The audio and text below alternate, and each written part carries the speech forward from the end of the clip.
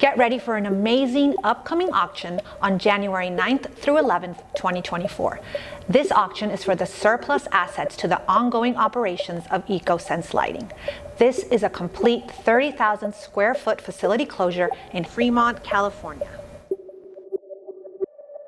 The auction features a wide variety of research and development assets, PCB and SMT assembly equipment, LED testing and light measuring equipment, optical test equipment, electronic test and measurement, facility support, and office furniture. Featured assets include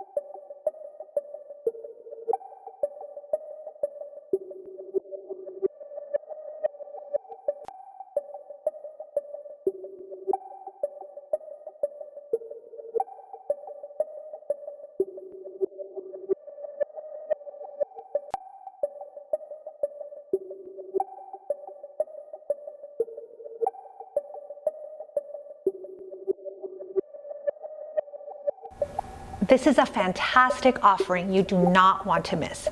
For more information and sale details, visit svdisposition.com.